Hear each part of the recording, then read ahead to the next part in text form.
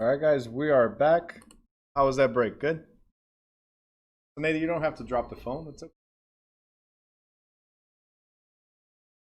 Funny, I say we're back. She's like this. Right? They're like, you're not in real class. Like you're not here. I give you some time to adjust. Don't worry.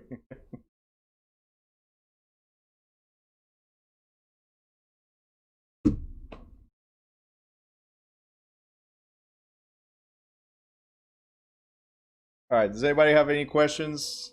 Guys, cameras on. If you have any questions, drop them now in the chat before we start the second part of this.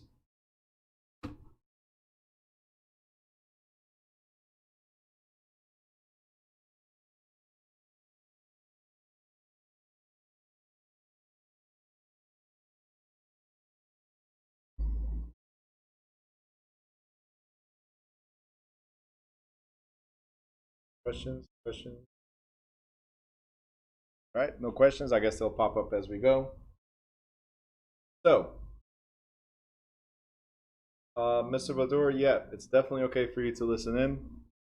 You can listen in as many times as you want. You can join as many times as you want. Day, night, you can, whatever. You guys have, so to address Mr. Badur, he just sent me a message. You guys have up to 1 year. Hopefully, I'll get rid of you guys in 4 weeks, but in a nice way. Like, you'll pass. That's what I'm hoping for. But you have up to 1 year. You can join as many classes as you want. You can come back as many times as you want, all within 1 year. Okay? After 1 year, I'll charge you triple for you guys to come back and listen to the same jokes. Nope. All right.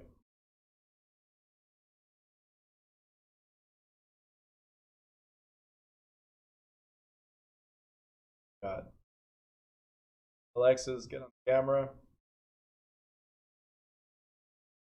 Who? Marta. Nadia, where are you? Pete, I see you. So Nadia, no, I didn't say Nadia. I said Nadia. Okay, I'll get to Nadia in a second. We have Tiana. Juan. Tiana comes with a baby. Babies are double. We charge more for babies. All right, just saying. See Clenard, Jonathan, great. Orphelia. Praise, I see you. And Nadia, I saw you waving your hands and yelling and all that stuff. Nadia, I'll address you as Miss New York. Okay, so just know when I'm saying Nadia, it's not you. Miss New York, I'll say you. Okay. Sam, change your name. It shows your email, so change it to your name, please.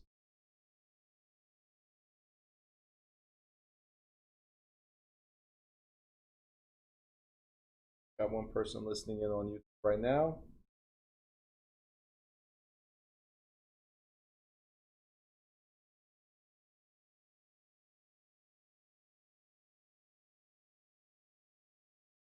Danny, quick question. Is your brother around or no? I know you had traveled, right? What happened? For me to call him? Well, if you're around, come by one of these days. So I can we'll talk to him together. Okay? You know the address, right? In case you don't know the address. No, right? Okay. Just come by. It's a lot easier. I'm swamped. So just to address your brother real quick, I'm swamped with messages and calls, and I know he's been trying for a while, but yeah, definitely bring him. I told him as soon as I get back from Portugal for him to come here and meet up with me, but then it was difficult, and then he left. So definitely bring him here. All right, guys. So I was given enough time to see if anybody had questions. Everybody has rejoined now, so great. We're going to talk about wills. Okay. Talking about will. What is a will? Okay, a will is a last will and testament. A will is what you're saying that when I die, this is my will. This is what I want to happen to my assets, right? This is what I want to do. If you die without a will prepared, then the state determines what you would wish based on their rulings, okay? Based on their statutes, regulations, okay? So it's very important to have a will. Because You determine what happens to what's yours. Okay. The only thing you cannot put there is that you'll take it with you into the afterlife, unfortunately. But you can say for the ones that stay here on this earth, what they get or not, that was yours. So it's very important you guys understand a will, or more properly, last will and testament, is a legal instrument. Again, the word instrument means tool, or a legal tool or document, right? For the voluntary transfer of real and personal property after the owner's death. Okay, so it describes how the maker of the will, called a testator or a devisor, wants the property distributed. The beneficiary of the will is called an heir or devisee. The property transferred by will is known as a devise. So this word right here, okay. So property transferred by will is called a devise. Something that we'll talk about later, a property transferred by lease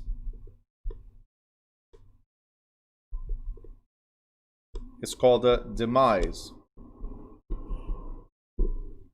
And the reason why I always talk about these is because a lot of people think demise means death. Okay? So then you'll associate demise to a will faster than you will associate demise to a lease. Okay? And devise, most people will probably think of a device, something that like this electronic device, for instance, right? But a transfer of property by will is devise, and a property transfer by lease is a demise. Okay? The only difference between these two words is the V and the M. Okay? When somebody dies, their lease on this land or the rent of the body is up. They have to transfer. That's what it is. So demise. Demise means, when people use demise as a word for death, is the body died. So the lease on this earth, the time we had, because we're here for a limited period of time, just like a lease, if you guys remember, the time has ended to transfer. Demise. Devise is preparing a will and transferring to somebody else. So the devisor, as we said here, devisor or testator is the person that prepares the testament. Okay? Testament or devise. The heir receives the property, or devisee receives the property. Okay? Now, a will takes effect only after the testator's death. So this means that while I'm alive, I can do whatever I want with the property. So if I put there a mouse in the will, I'm going to put a mouse in the will, I'm going to leave this mouse to my kids. They're not going to be very happy. But while I'm alive, can I sell the mouse? I'm alive. I can sell the mouse. Okay, that's not a problem. It only takes effect when I die. Now, the cool thing is that the only thing I have as an asset, right, is the mouse. But later on in life, can I buy the computer that goes, where I can use the mouse? Can I buy a keyboard, the monitor, the actual PC? Can I buy it as I go? Yes. So why is this important?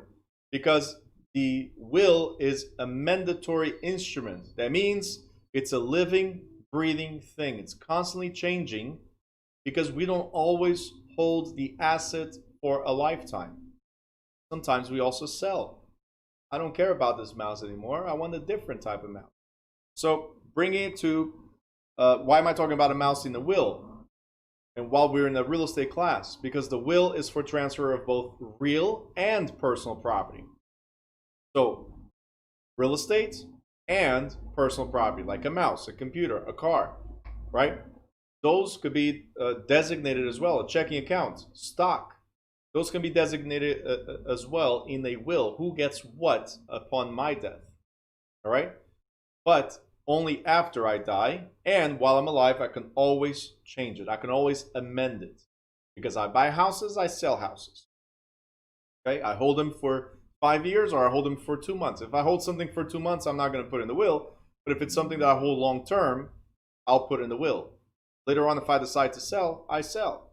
Later on, if I decide to leave nothing to my kids, hey, I'll enjoy life. I sell everything and just enjoy the rest of my days. That's what I'll do. Does that make sense? I can do whatever I want. It's not, a lot of people are afraid. They have the stigma, oh, I'm prepared to will because I'm dying. No.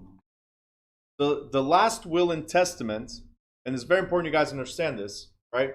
And I do also estate planning. So we do life insurance and annuities and a few other things, right? So it's very important. I always advise it's very important you have a will. People think, oh, I'm going to die, I have to have it. No.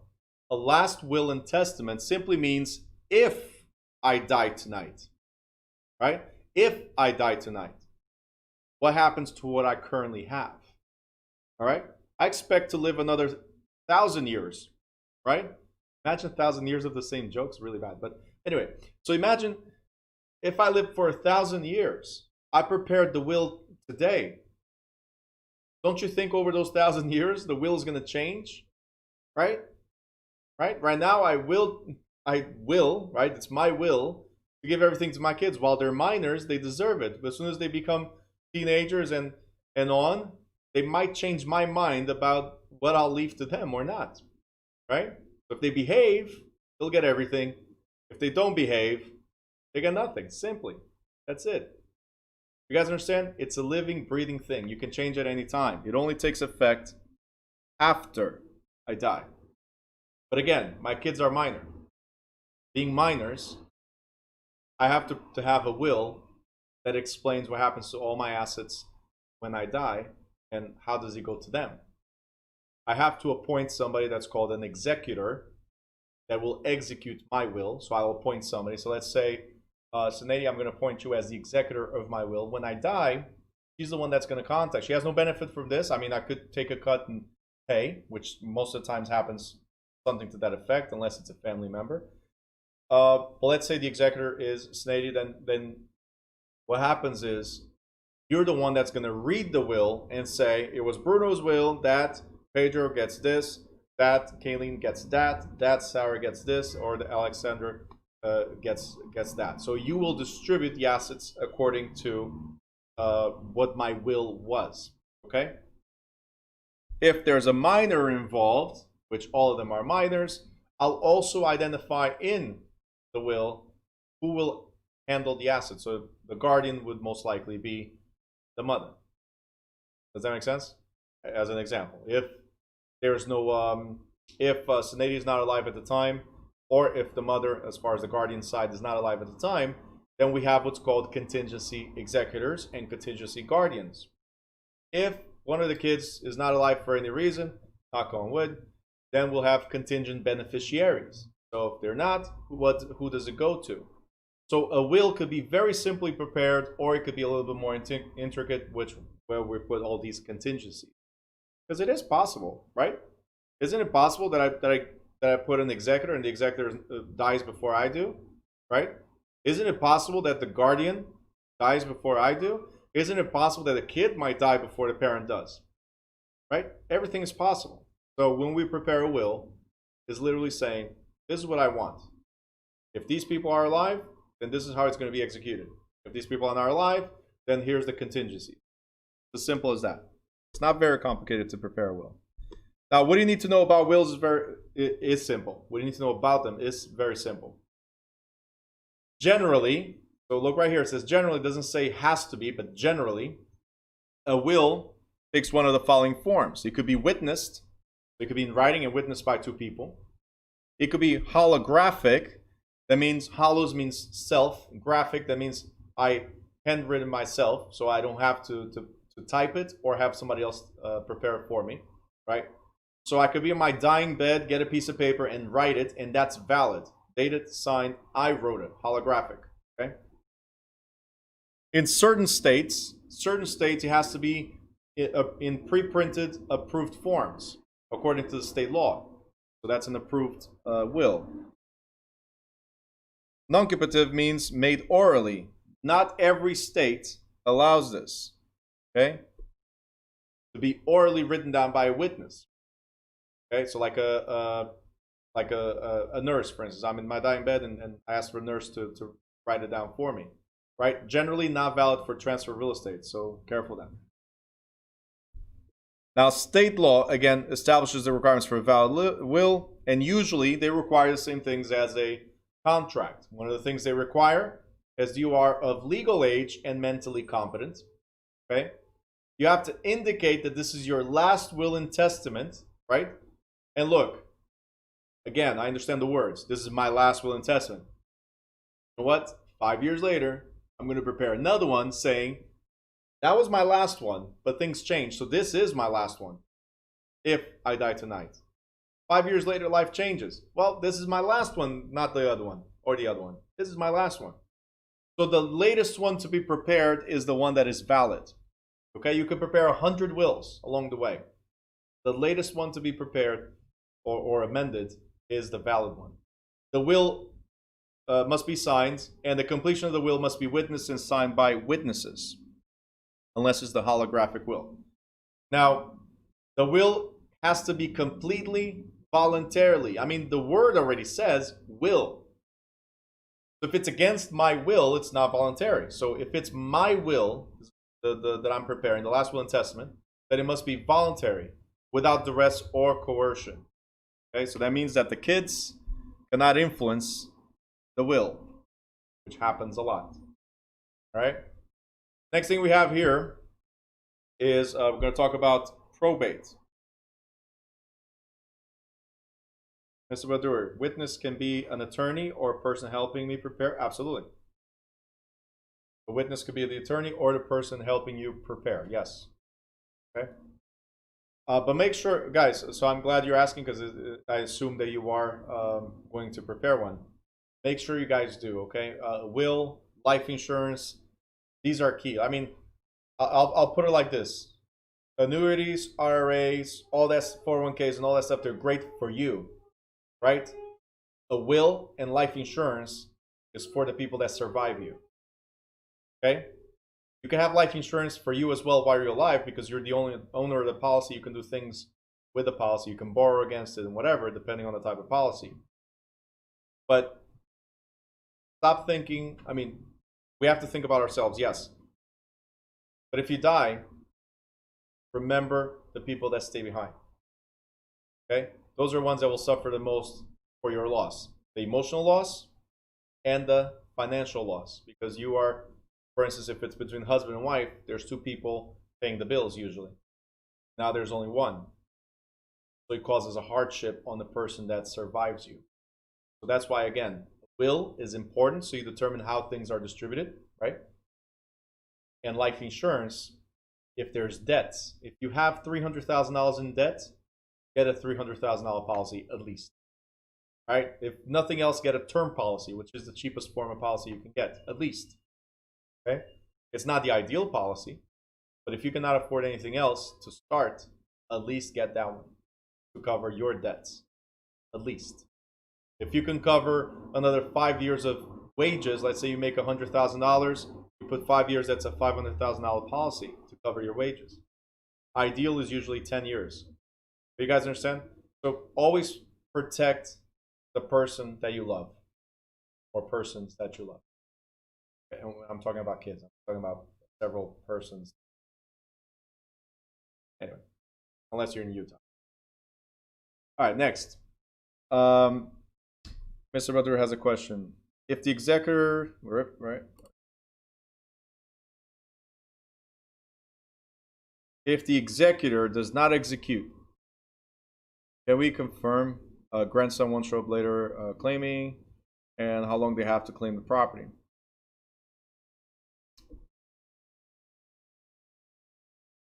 A little lost. So you're saying if the executor does not execute and the grandson show up, so if he does not execute a portion or part of the will or the will at all,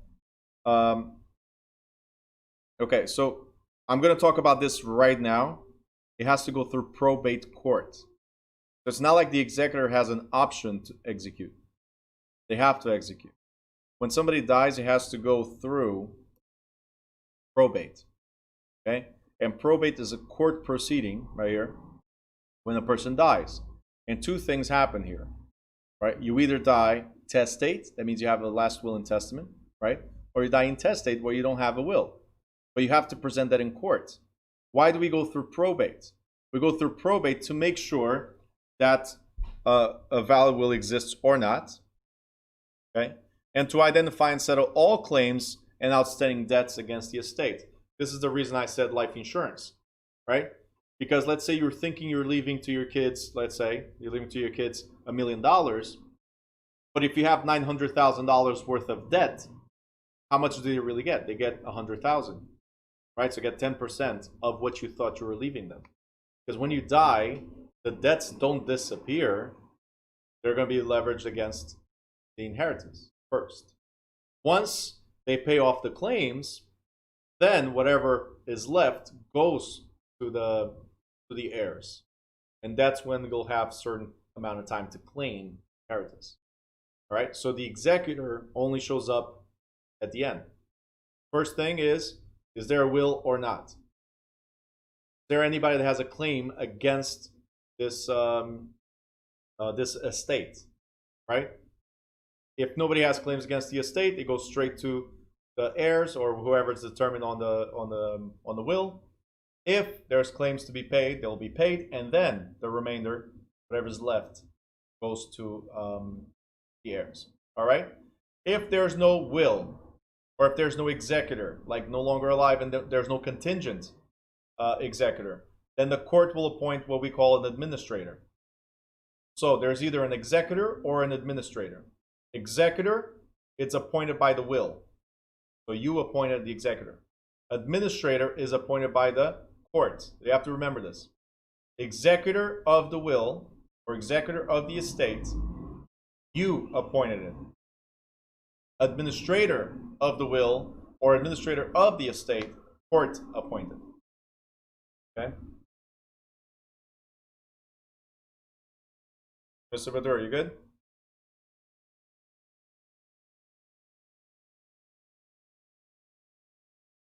You're welcome. All right. So this is what happens in the distribution of the estate by probate. If you die testate, you have a will. You already know that. With a will. If you have a will and you have heirs, the first thing that happens, again, is to figure out if there's creditors. Okay? The second thing that happens is the legal life estate. What does that mean? Husband and wife. Who acquires the title first in a particular type of property? So if we're own property together, husband and wife, right, or spouse and spouse, if we own property together, we hold a legal life estate. When you die, I acquire. When I die, you acquire. Okay? At least that estate. The remainder depends on dower or courtesy, if that state has dower and courtesy or not. If it does not have dower and courtesy, then it goes to the heirs by will. So whatever the will says. Got it? If you die intestate, meaning you don't have a will but you have heirs, the first thing that happens, again, creditors. So through probate, the first thing is they try to pay off whoever you owe the money to. Second thing, the state is looking at the legal life estate. So who legally acquires the property, if it's husband and wife, again. And whatever's left goes to the heirs by descent. So descent and distribution, every state has a law of descent and distribution. Usually the first one in line is the spouse. And then if there's no spouse or if there's children, then there's a combination of distribution. Every state has a rule regarding that. And finally, you died without a will or without heirs. All right? If you died without a will or without heirs, the first thing always, as you guys can tell in all three of them, the first thing always is paying off the creditors. The second thing is, nothing else. It goes to the state by a cheat. They cheated you out of your property because you failed to prepare a will. Okay? Now let me point out two things here. when you die intestate without a will, there's laws of descent and distribution. Every state has their own. Okay? Every state has their own. But when you die without a will, the state says this is who gets first, this is who gets second, and so on, as we just went over here, right? It determines who gets what by descent. When they say no heirs, okay, that means nobody claims. That means no claims. Because how will the state know that there's no heirs? Right? They don't keep a track of who your heirs are. They try, right? Every time we record something, they try. But what if they're in a different country or from of a different country? Right? How do they know who the heirs are? You don't have to be in this country to claim the inheritance, because an heir is an heir. Simple. All right? So for no heirs to exist, or for escheat to exist, that means your heirs did not stand up and made a claim. So it's very, very important. Every time there's an intestate probate, right? The state puts a notice. And that notice is not given out on Instagram, Facebook, TikTok. They don't announce there. Okay? So they announce on newspapers, and they announce in local places in the municipality. Nobody reads newspapers. Barely anybody goes to City Hall. So who's going to claim it? Are you guys understanding this? So unless you're checking the obituary section constantly, which again, barely anybody does now, unless you're checking that obituary section, or you're going to City Hall and a few different places in the municipality, unless you do that, no claims, no heirs, escheat. You guys see the importance of a will? Okay? And if you're thinking, oh, but I have nothing. I have nothing whatsoever. Why would I prepare a will? Well, I have a mouse. But tomorrow I might have a computer. Tomorrow I might have a car.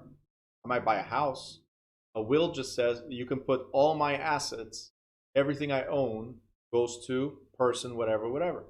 You have clothes. You have personal items. You have cash in the bank, even if it's $1. But you have something.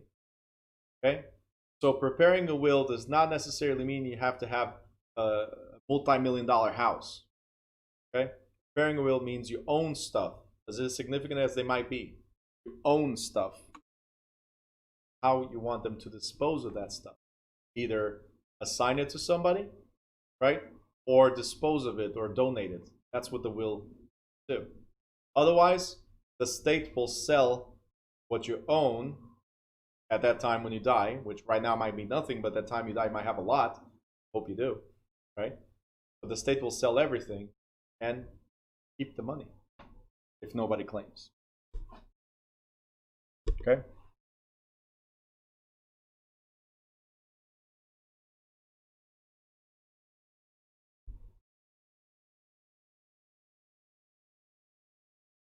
And with that being said, covered,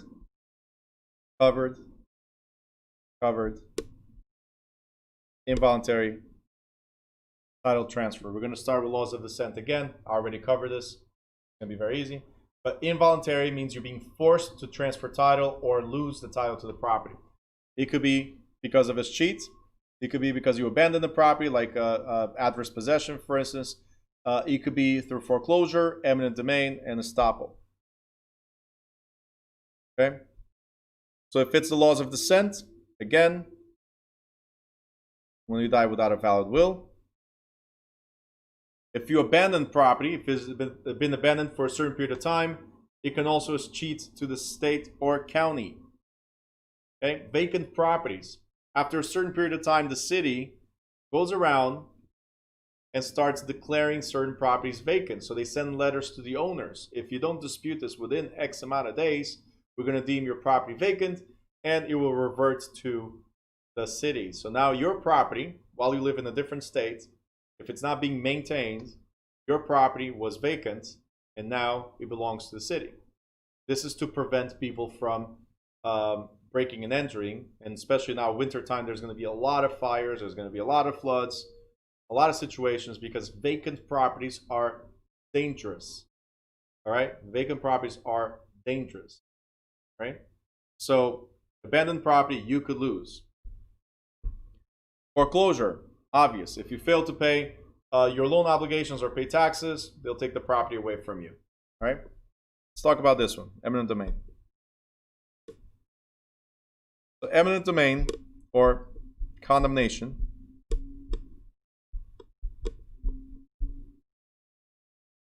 there's a lot of nations in this country, right? Alienation, condemnation, crazy. But condemnation is where they condemn your property. Condemning a property simply means putting an X on that property and saying it has to come down. It could come down for several reasons. Condemning it is because it's hazardous, so it's unsafe for somebody to live there, so X on the property. Or eminent domain, where the government has the power to force the sale of your property to them. Okay, it's an involuntary transfer, right? And they give you compensation. But why do they do eminent domain? A city government who wants to widen a highway to accommodate the growth of the municipality, for instance. The government uses eminent domain to condemn and purchase all the properties that are close to the thoroughfare in order to complete the construction project.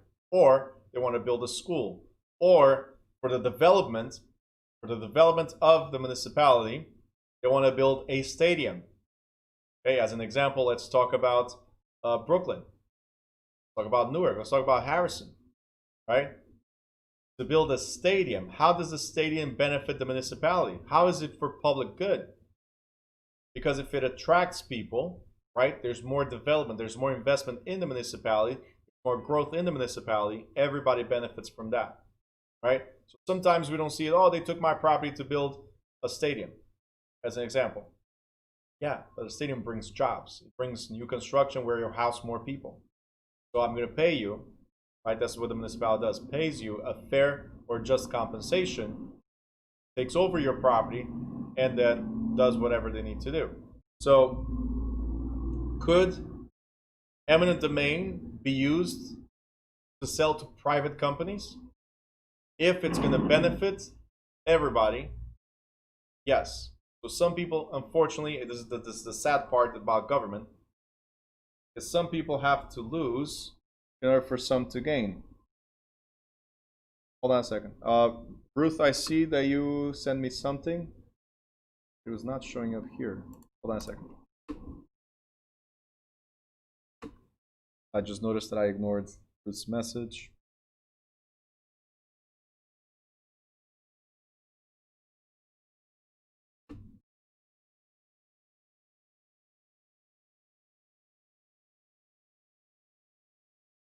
I'm sorry, Ruth. I know this was like 10 minutes ago.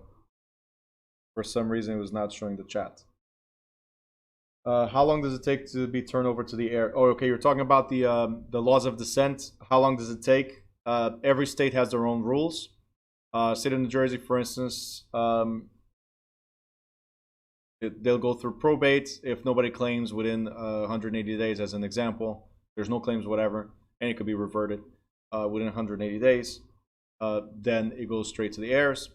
If the heirs don't claim, then they will sell a public auction. And after 1 year of selling a public auction, if nobody claims the money, then it reverts to the state of New Jersey.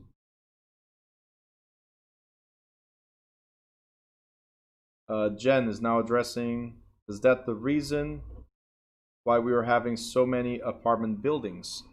So the reason for apartment buildings is for growth. Yes. In certain areas, there are, like here in Newark, I'll give you an example. Here in Newark, there's so much population, so there's an influx of people that there is a necessity for larger buildings. So that's why recently here in Newark, for instance, they approved MX3 zoning, where it allows them to build up to 12 floors. So mixed commercial and residential up to 12 floors near transportation. So Penn Station, for instance. So they do this to accommodate the growth of the municipality. And guys, this is why it's so important. We're going to talk about it as well, but in a different chapter. But it's so important to have the master plan. Master plan of the municipality shows the plans over the next 10, 20, 30 years, right? Said Bloomfield. So listen, with Bloomfield, it's near transportation, like I said, near transportation. If it's near a train station, if it's near a major highway, right now, near transportation or major highway, that's directly in the course of New York. I have a lot of New York buyers that are saying, I just want to be within 45 minutes of New York, right? So anything within 45 minutes of New York, whether by public transportation or direct traffic, right? They're being developed. You'll see all the way down to Woodbridge, the train station, right by the train station. They're developing everything. Bloomfield, Nutley, Montclair, going to find a lot of those too. So again, it's to accommodate the development of the town and the influx of people to the town, right? So yes, that's one of the reasons. The government can purchase the property to help certain developments if needed, okay? Can they just go ahead and buy every property at a really low cost and beat the market competition? No, they have to have a justification, right? If it's the government for eminent domain, they have to have a justification of why they're imposing eminent domain. So they have to file a condemnation suit. Jen, I want to invest in East Orange. What do you think? Like I said, anything, right? East Orange is up and coming, so yes. But anything, like I said, anything within 45 minutes of New York is game. Let's put it like that. Anything is game. Right now, Jersey City and Newark are almost saturated. Right? There's still a lot of money to come, but it's almost saturated as far as investors go. So people are starting to branch out, and developments are starting happening in Elizabeth, in Union, Hillside, Oranges, Bloomfield, Belleville, right? So Nutley even, and Harrison already did a bunch of stuff. Kearney's doing, North Arlington is doing. So there's a lot of developments. Even Lyndhurst, that they have new projects happening there in East Rutherford. So within 45 minutes, if you have that, do it. Just look at the market, and East Orange again up and coming. So yeah, great place to invest. All right, next one was adverse possession. You guys already know adverse possession is when you claim somebody's property without having the actual right to do so, right? So adverse possession, that means somebody, I don't know if you guys remember the example I gave. Some of you were not here. But the example I gave was if you drop $100 on the floor, right, and you don't come back to pick it up, somebody finds the $100, they're not going to start waving, say, hey, whose is this, right? Usually they'll hold on to the money. Some will run right away, but you'll hold on to the money for a little bit. Nobody claims after a while. Finders keepers, right? When it comes to adverse possession or squatter's rights or easement by prescription, it's the same thing. You find an abandoned property, right? Or you're using somebody else's property, and it gives you the claim of right or color of title for the possession. So it has to be notorious, right? That means you're not hiding. It's visible, open, and notorious. You're not hiding what you're doing. You're clearly taking over somebody else's property. You're clearly maintaining the property or using the property, okay? So you have to maintain a consistent claim of hostile possession, which is you don't have consent of the owner to be there or to use it, right? And you must occupy for a certain period of time, whatever is demanded by the state. And in some states, you even have to pay taxes. Not all of them, but in some states, you have to pay taxes. In others, you can take advantage of the tax period. If the tax period expired and there's a tax sale, and you can purchase the taxes and take over that way. It'll speed up your process, the statutory period process. All right. The claim of right is based on adverse possessors occupying and maintaining the property if he or she were the legal owner. Color of title results when the grantee has obtained a defective title or received the title by defective means, right? And now occupies. Remember, possession or in this case occupancy or possession of the property, is 9/10 of the law. Okay? So if the wrong John Smith sold the property to you, but you've been there, you're occupying it as if you were the legal owner because that's what was assumed to be, you received the title, right? A court might say, well, yeah, they've been there, they were sold the property, it sucks for you, Mr. Homeowner or Mrs. Homeowner, it sucks for you, but they were there for the reasonable amount of time to prove that it was sold to them. They're the rightful owners. That's it, right? So these claims are not that easy. It's not that hard, but it's not that easy either, okay? So there's a nice balance between these because otherwise everybody would do it, right? But there's something called breaking and entering. Breaking and entering is obviously a crime, but if you claim the right proper way, then it's not breaking and entry. And if you were sold a defective deed, right, then it's not breaking and entering either because somebody sold to you without you knowing that they had issues. All right, so these are two different ways to claim the adverse possession. The possession must have been notorious.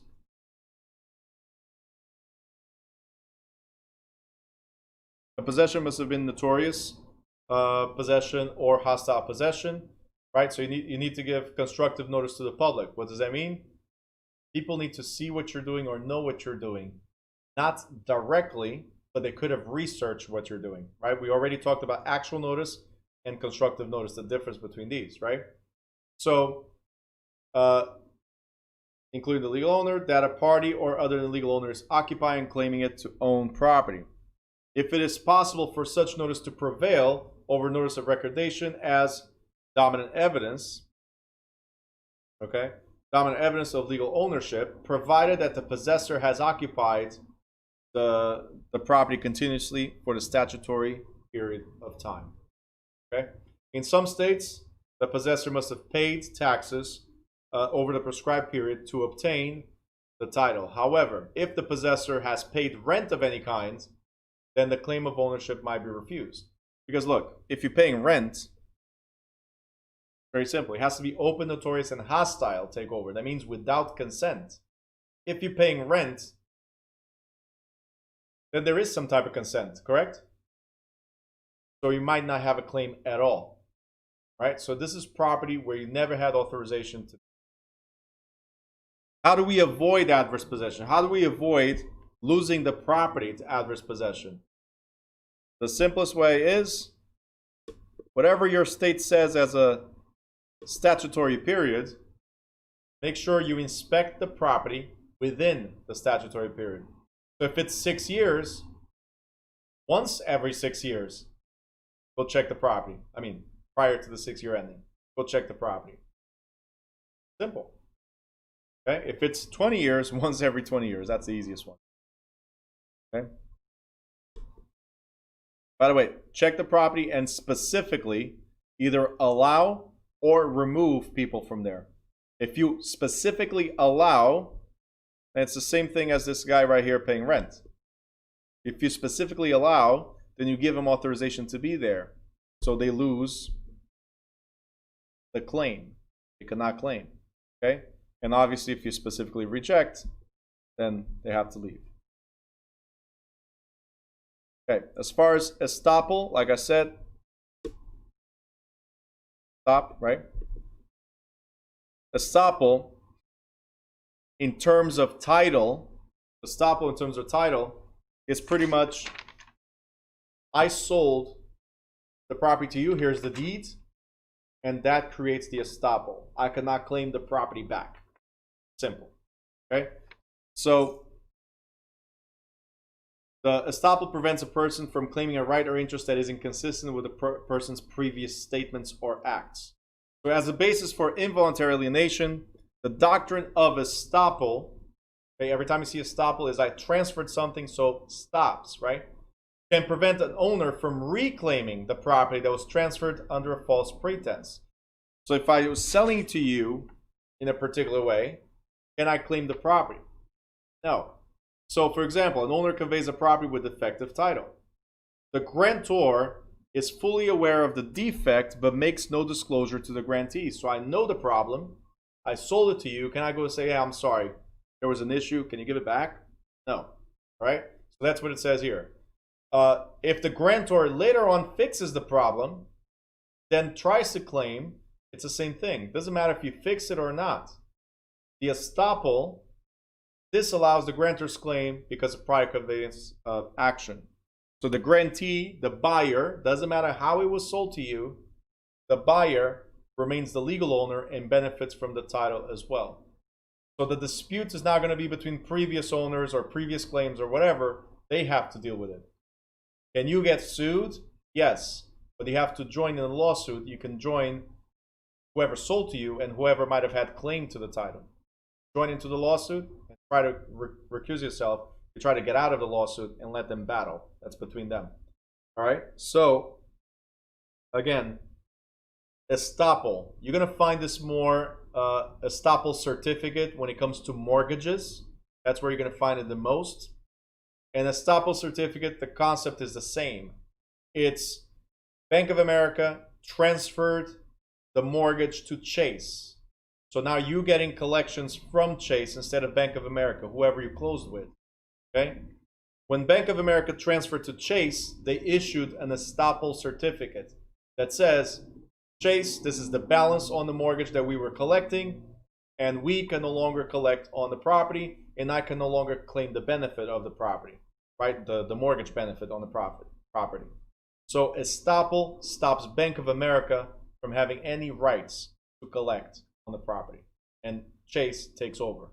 So it's the same concept here for a deed as it is for an estoppel certificate in the mortgage. You guys good with that? Thumbs up? Someone was like, yeah, sure. Guys, if you have questions, I'll repeat it.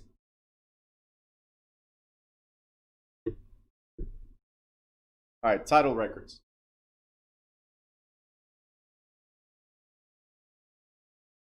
YouTubers, do you have any questions?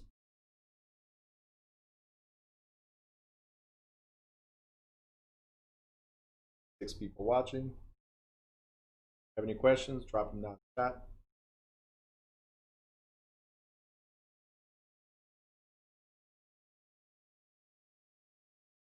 Right now, okay.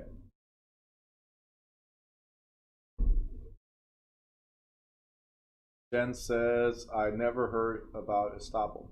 Okay. So every single real estate book that I've reviewed, I used to use the Dearborn edition. Now I'm using this one, but even other schools where I've studied before or that I've researched, every book talks about estoppel. The problem is, I'll tell you right now, the problem is a lot of people, and I'm not blaming them because you guys, when you become professionals, you'll forget 90% of what you learn here, if not 100%, right? Probably even forget who I am. But a lot of instructors don't even know how to explain what estoppel is. Okay? I've heard the other day there was an instructor that skipped math because they didn't know how to explain it. Sucks, but that's what the things I hear out there, right? So Ruth said mine. I didn't say it was yours, but yes, you're the one that told me that. So if people look, the first thing we talked about in chapter 1 is that you have to develop the knowledge and the skills for your profession, right? If I'm an instructor, when I started, do you guys think I knew how to teach everything and I was like the pro at teaching? No, but I had to develop the skills if I wanted to be the best at what I do. And I'm not saying I'm the best, but I'm always trying to strive for better. Even the tools that I provide and the way I teach, I try to always push for better, not settle for average. I hate settling for average, right? You guys, when you become realtors, never settle for average. Always try to do better. Not better for you, but better for your clients. The best for your clients, never-ending source of leads. I'm telling you. Never-ending source of leads. I cannot help everybody, but I get referrals from everybody. Okay? So again, it's very, very important, guys. to develop the right skills, have the knowledge and develop the right skills to explain the knowledge that you have, or express the knowledge you have. Very important. Okay. Now, title records. We're going to talk about chain of title, recording system, and title evidence, right? So my first question, I love to ask questions, as you guys know. First question is, what is a chain? You can tell me, what is a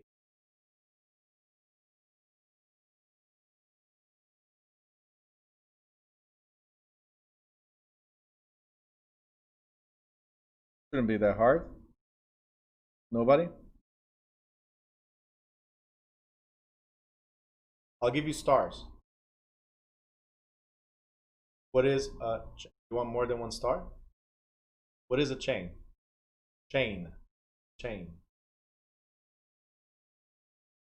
I'll give you stars or smiley. I don't know what teacher. Stars, smiley face. I'll give you links. Thank you.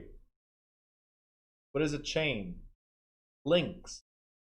For a chain to exist, it has to be links. Look right here.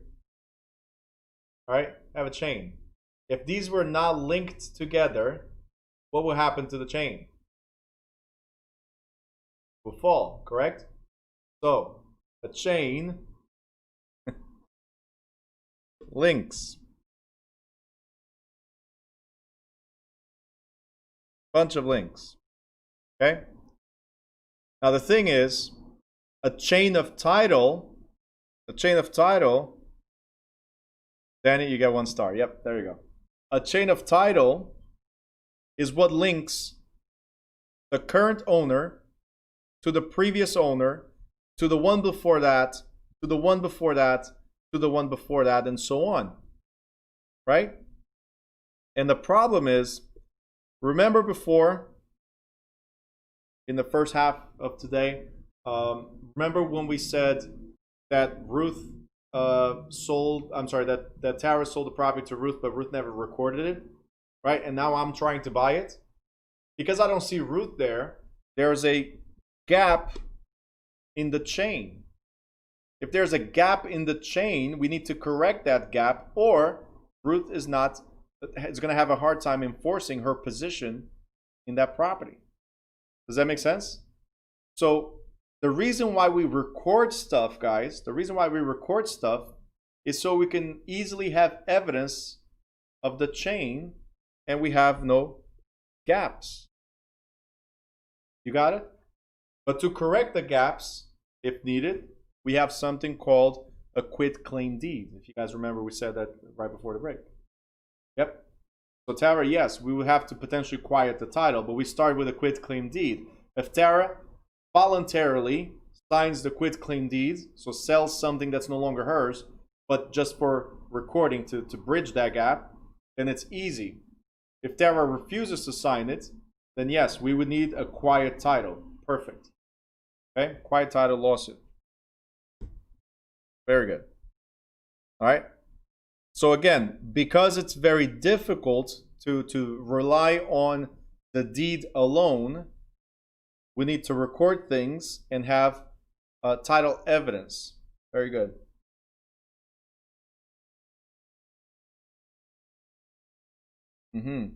So Jen, I'm going to address that in a little bit. Hold on to that thought, okay? Hold on to that thought, guys. Your answer is kind of correct. Kind of. I'm not going to disclose yet what it is for you Zoomers, but I'm going to get there. Guys, stop answering something I'm going to go over in a little bit. This is for the YouTubers. I'm looking here because this is the YouTube chat, so you guys know. This is your chat, so you guys know, right? So if you ever see me look this way, it's the YouTubers. If you see me look this way, it's the Zoomers, okay? So, you're having a whole discussion here, so you guys cannot see this chat. Having a whole discussion here, right? Back and forth between them. Oh yeah, I saw this. Oh, I saw that. I thought it was this other. We'll get there.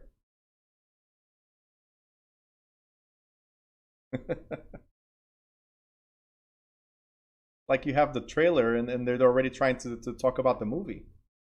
Easy. All right. Anyway, so state laws require recording of all documents that affect rights and interests in real estate in the public records of the county where the property is located. These public records or title records contain a history of every parcel of real estate in the county, including names of previous owners, liens, easements, and other encumbrances that have been recorded. Deeds, mortgages, liens, easements, and sales contracts are among the documents or instruments that must be recorded. These are items that must be recorded for evidence, okay? What I'm saying is for evidence, they must be recorded. Because we already said before that deeds don't have to be recorded, right? Mortgages don't have to be recorded. Nothing needs to be recorded. But for evidence, must be recorded. Other public records that affect title are marriage, probate, and tax records. These are things that are not recorded in land records. Okay, so taxes, they're unrecorded liens. Okay, they're unrecorded liens. They don't have to. Everybody knows you have to pay taxes, so they're available. Probate and marriage, they're recorded in vital records. They're not recorded in land records. They affect real estate, but they're not recorded in land records. Okay? Generally, a county recorder's office or similar named office maintains the title records, and title records serve a number of purposes. Okay? Not the least of which to avoid ownership disputes. Now, other important purposes could be for public notice or constructive notice that you guys already know, and also for buyer protection, because when the buyer pulls the title, they want to make sure that it's marketable, meaning it's free of undesirable encumbrances. I'll go through marketable title at a later time, different chapter. Also for lien holder protection, because look, let's go back to the scenario of Tara and Ruth, right? Tara sold the property to Ruth, and Ruth never recorded. Now Ruth comes to me and says, Bruno, I'm the bank. Bruno, I would like to refinance my house. Sure.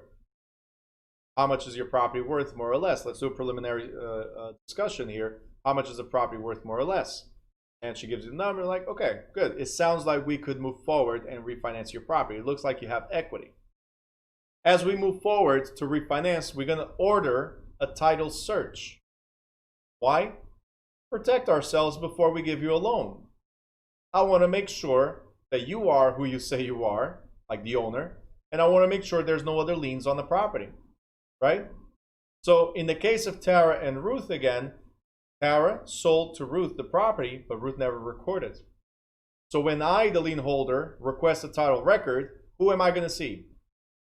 I'm going to see Tara. Why would I lend to Ruth on a property that she does not own?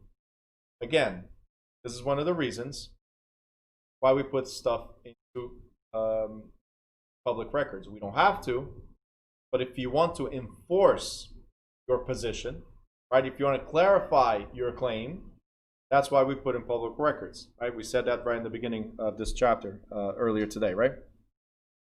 So the chain of title, and look, Jen, Ruth, Tara, look, it's coming up. It's coming up, okay?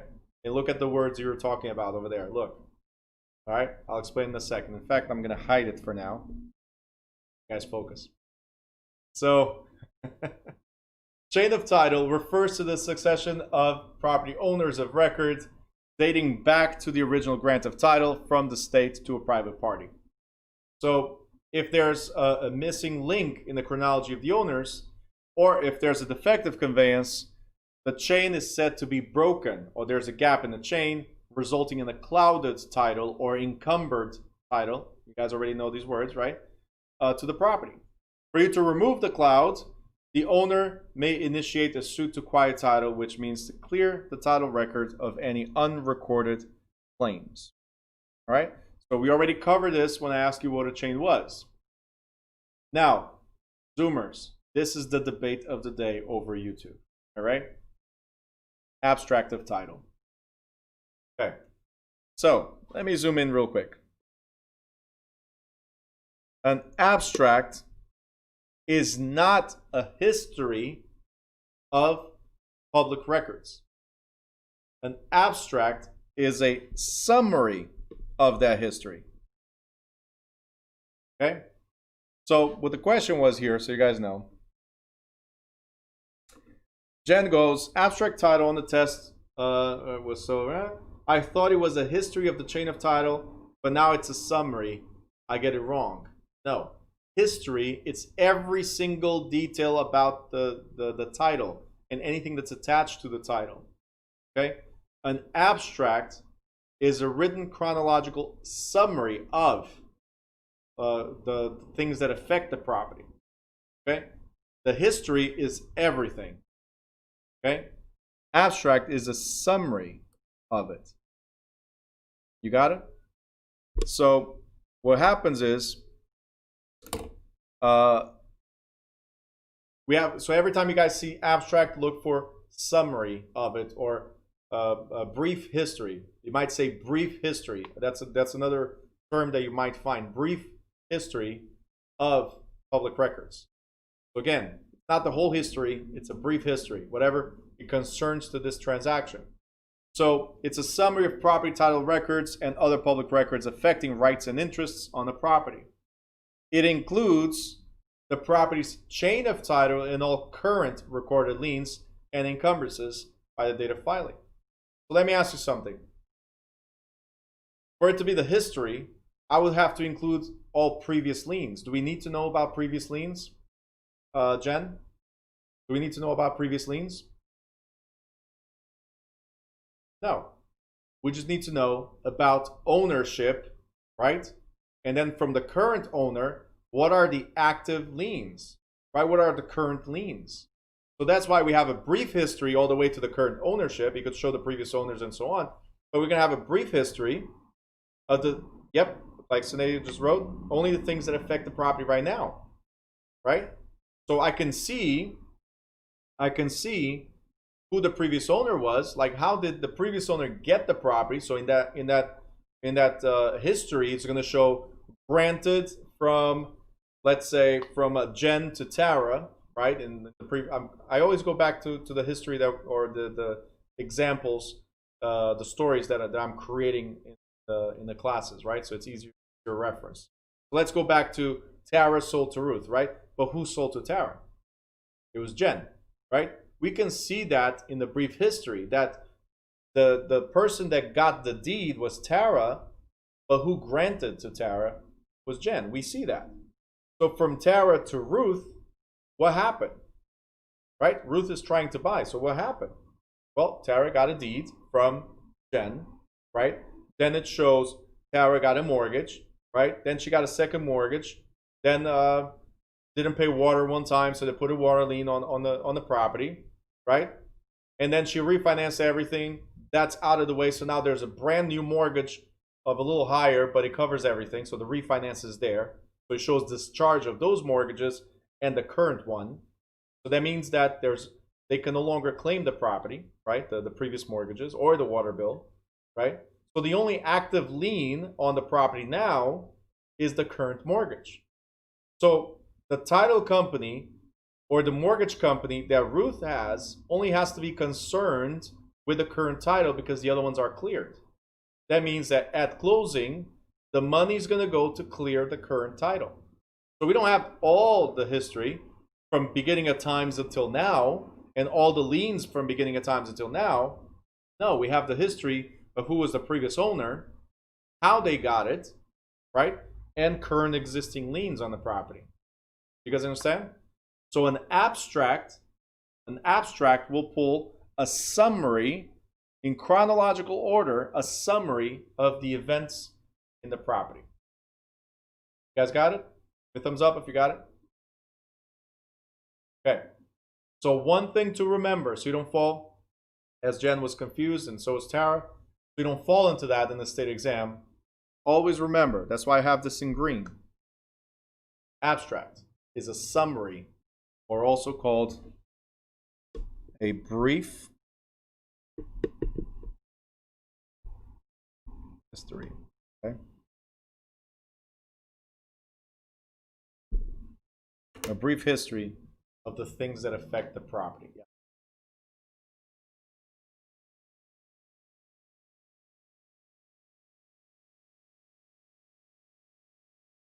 Right, I'll give you a second on that. Write somewhere. Abstract is a brief history or summary of things that affect the property. Title to the property, I'm sorry. Things that affect the title to the property.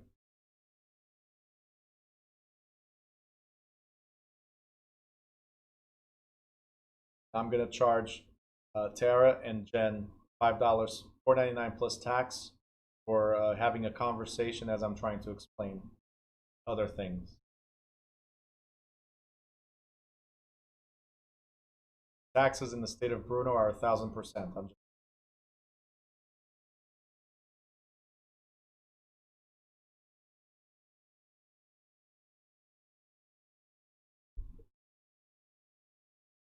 All right. Recording system. You guys good though, right? Understood? You're good? Yeah? Recording system. There's no standard. There's no federal standard. So every state has different forms for recording. Okay? Each state prescribes the procedures, requirements for recording in public title records. So the forms, the proper execution, acknowledgement, witnessing, and so on. One of the forms we have in certain states, not all of them, is that torrent system I already mentioned earlier. The torrent system is like the car title, right? On one side is the title, the other side is the deed, right? It says grantor, grantee, or something like that, right? It's where everything is 2 in 1. Everything goes into one document. So the torrent system says that it's the recording of the deed is only effective if it's recording in the title or the certificate of title itself. Okay, in the state of New Jersey, for instance, it's not used. In a lot of states, it's not used, but you still need to know what it is. All right. So the torrent system differs from other title recording systems in that the title passes only when the conveyance has been duly registered into the certificate itself. Okay.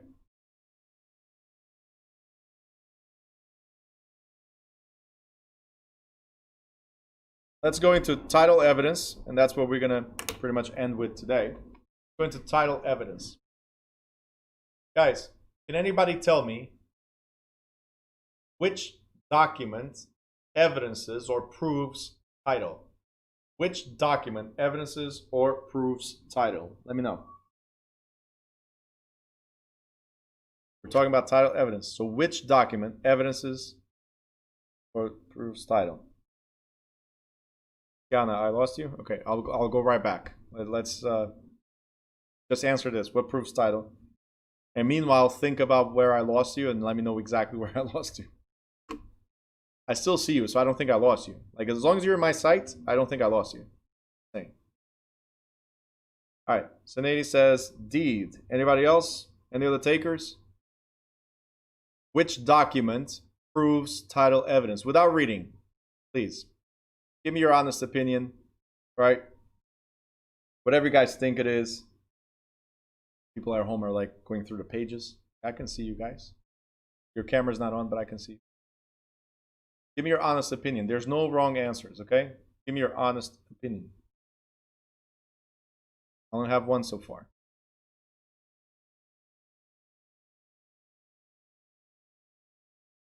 Ruth is laughing. She knows that I know.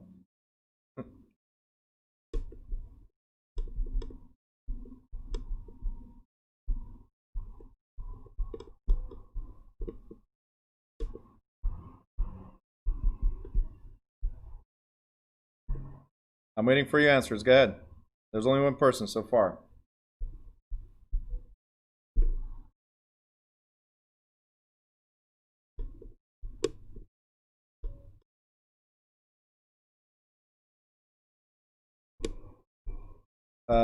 Jen, yeah, hopefully I'm alive every day. Yep.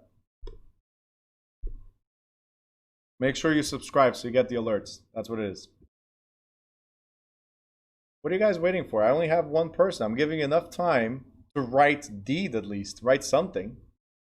Right? I know you're thinking I'm tricking you, and possibly I am, but just write whatever. What do you think is proof of title?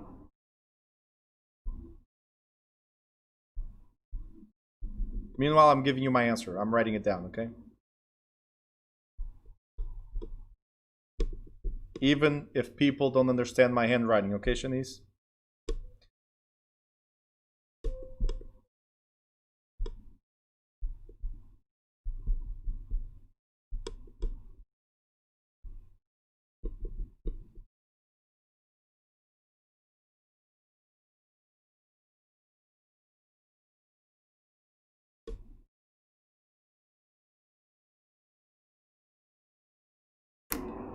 So guys, I wrote something in my screen. I'm going to show you in a little bit. But that, guys, is called constructive notice. You know that there's something that I wrote here. Right? Even if you don't understand, I'll read it out to you so you understand what I wrote. But I wrote something. That's constructive notice. So far, you guys have actual notice of some of your answers. Okay? My question was, which document proves? Now, what does title prove? But which document proves? Some of you are saying deeds. Somebody says the title. What is the title? Okay? Signature does not prove anything, but thank you. Right? There's no wrong answers. I'm just explaining to you. It's okay to put stuff. LOLs or LOLs don't explain anything either. Right? Sarah, you're getting somewhere. Ruth says binder and then says scratch that one. Okay. Anybody else? What do you think would be evidence of title? What do you think would be evidence of title? Which document would prove title?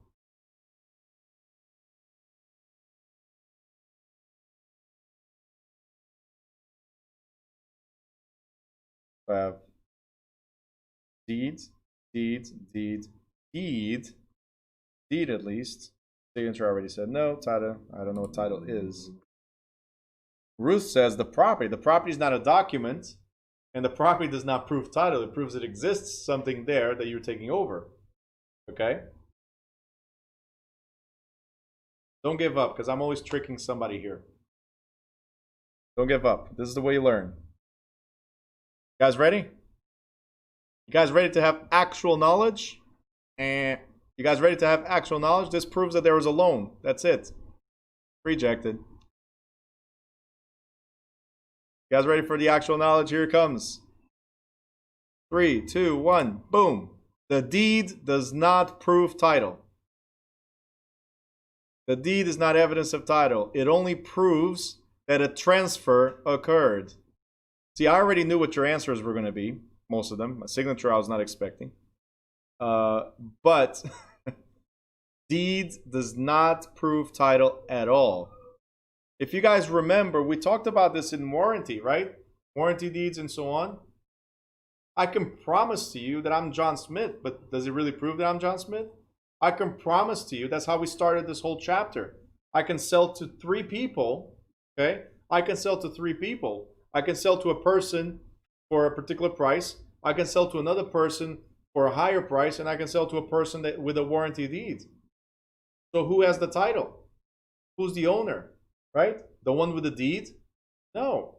We already talked about that too, because the one that paid first probably occupies the property, so maybe possession gives them the right to the property. You guys understand? So deed does not prove anything other than the fact that a transfer or a conveyance happened. Okay?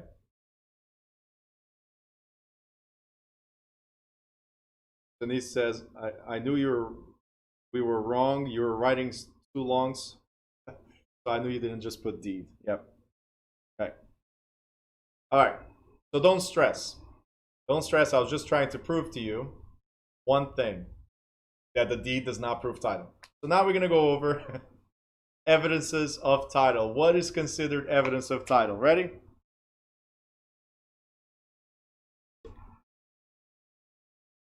So, since the value of a property is only as good as marketability of its title, the evidence supporting the status of the title is a significant issue.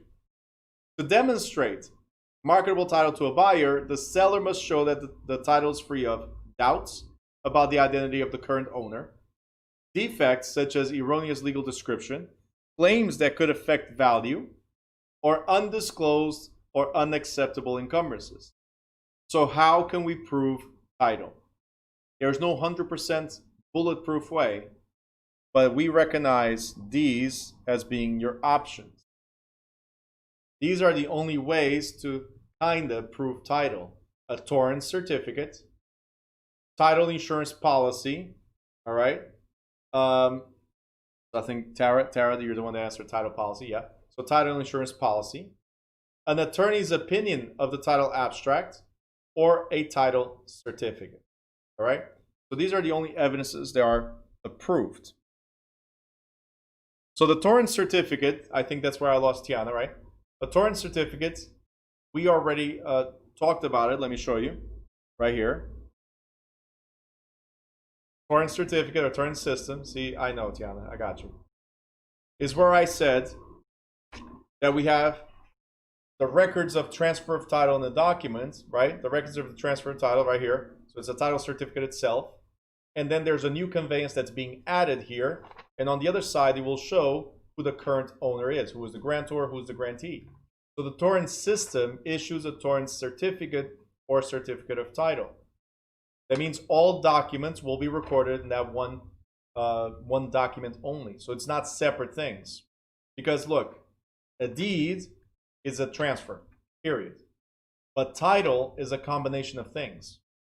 That's why, Mr. Badur, if you're still there, so when he said the title doesn't mean anything, right? Because the title is a combination of things. The combination of those things will prove if title is good or bad, right? In the Torrens system, we write them into the one document only. In the other systems, like title insurance, for instance, we're going to pull the title abstract. So we're going to do a title search, right? And this is the best evidence, the second best evidence of marketable title, the Torrens certificate being the first. But this is the second best evidence, right? So with title insurance, what they're going to do is they're going to pull the title records and see the chain of title, right? That brief history or the abstract. They're going to see the chain of title of who owns and what's existing on the property or not, right? And they're going to issue an insurance that indemnifies the policyholder against losses arising from defects. So even if the title search is incorrect, title company says, we analyzed it, we think to be good, and we will cover these things. So the standard coverage protects against title defects, such as incompetent grantors, right? Invalid deeds, fraudulent transactions, and defects in the chain of title. So having title insurance policy is a type of evidence because it comes with some type of guarantee that if anything happens, it's covered, right? So that's one of the best evidences because they pull the title, they research it, they acknowledge it, and commit to it.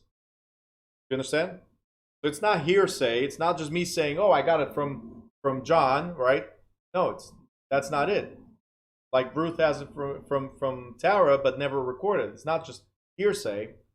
They actually reviewed and agreed to insure based on the current transfer on that deed, right? What they exclude, for instance, hold on. Okay, unintentional recording. Oh, okay, here doesn't talk about exclusions. Okay, so they exclude a few things there. They may also protect against adverse possessors, boundary disputes, and protective easements. Neither standard nor extended coverage insures against defects expressly excluded by the policy or defects that the owner might have been aware but did not disclose. So they do not include, like if you knew that was not the real John Smith, for instance, if you knew that the seller was married and they signed by themselves without the authorization of the spouse, for instance, if they're aware of the defects, right? If the buyer is aware of the defects, if the seller are aware of the defects, and they don't disclose those, and it's proven that they knew, the insurance company does not cover, because that will be also considered fraud, but fraud that the buyer knew as well. Fraud that the seller committed, it's covered right here, because they go after the seller. They protect the buyer of the property. They go after the seller. Now, before issuing a title insurance policy, the title company conducts a title search, like I said, to uncover the defects in the title and or unrecorded breaks in the chain of title. If the search fails to discover any uninsurable defects, then the company now issues a binder, which was what Ruth was answering before. A binder, that's what they issue, which is the commitment to insure. But the binder, Ruth, is not the proof or evidence of title. The title insurance policy, which is issued by the binder, where the commitment is the proof. Okay, so you're not 100% off. It was close. Like I said, there's no wrong answers, guys. Except for mortgage. That was like really bad. I'm just kidding. So remember, mortgage just proves that you have a loan and that the bank has a lien against your property. That's all. Does not prove the title. Okay. All right, so the binder recapitulates the property description, the interest to be insured, the names of insured properties, and the exceptions to coverage. All right, and the reason why binder is not the proof, guys, when you apply for car insurance, for instance, or business insurance or whatever, you don't get the policy right away. Get is a binder receipt that you agreed to the policy and to the policy terms. Then they send you in the mail or different letters later on with the actual policy. Then the binder is just a commitment to insure. So you're almost there, Ruth. It's actually good that you remembered binder for you. Now, the third option of evidence of title is the attorney's opinion of abstract. Right? Before I read this, what is an opinion? Forget attorney. What is an opinion, guys? Opinion. Anybody? Diana, don't say I lost you, okay? And I cannot lips, I'm telling you. I've been getting better over the years, but when I have 20 lips to read, it's tough.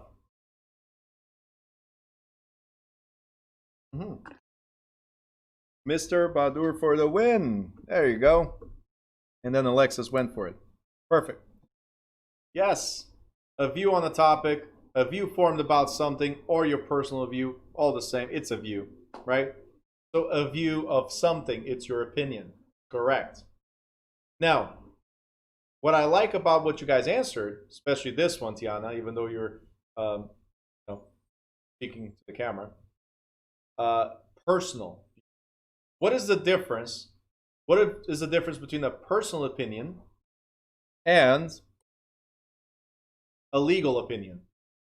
Because if it's an attorney, it's a legal opinion. If it's us, it's a professional opinion, right?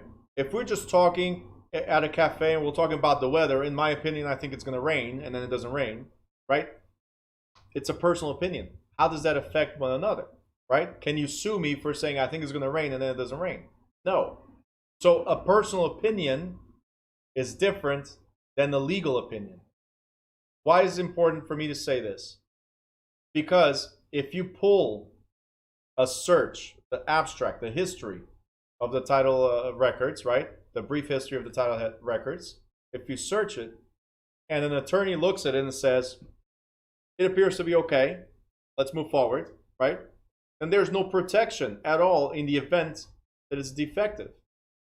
So if the attorney was wrong when they examined the records, if they were wrong, they can get sued because it's a legal opinion. You guys understand? You are relying on the attorney to make that determination. And again, that's why these are so much more effective. Either one of these, but mainly insurance, because if anything goes wrong, insurance will cover it. You guys get it? So this one, attorney's opinion, an abstract of title, that's what it is, attorney's opinion of abstract of title, right? very difficult to rely on. But it gets worse. There's another one even worse than this one. See, in this one, in the attorney's opinion of abstract, the attorney at least pulled a title search, an abstract of title. The title certificate is the attorney's opinion based on an analysis, not an actual detailed summary or chronological order. Sometimes it could be a verbal agreement that it's okay, or a verbal opinion. Sometimes it could be in writing. We find this more in places like farms, for instance, that have been in family for years and years, and there's no record of it in the public records yet. Right? In areas where they still don't have public records, because not every area has an actual county registrar, for instance, right, where things were recorded. So if there's no record, how can you guarantee clear title? So a title certificate, which is simply an opinion, does not guarantee anything. Okay? So, what are the evidences of title? Which documents prove evidence of title? Okay, the evidences of title are the Torrens system or certificate, the title insurance, the attorney's opinion of abstract of title, and the title certificate. These are the four evidences. The deed is not. So, with that being said, if there's a question in the school or state exam that says all of these could be considered evidence of title except, which one are you going to pick? You're going to pick C, deed. Is not evidence of, no, it's not going to be C. It could, like if it's like my exam, it changes the order. The point is, which one of these is not evidence of title? Deed. Okay? In some states like New Jersey, sometimes the question could be, all of these are evidence of title in New Jersey except, and then Torrens certificate or Torrens system would be the except. Right? What's up? Good.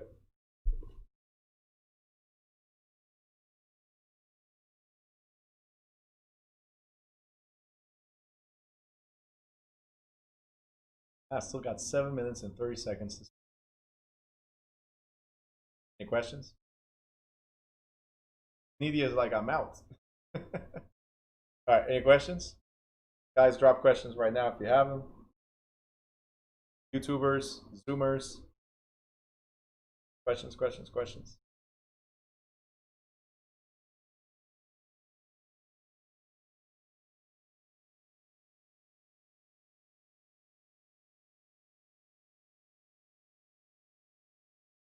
This is a short chapter, but you see how long it took? A lot of info, so I want to make sure you guys fully understand. Some chapters I'm going to do like that. Like just one chapter a day to cover everything.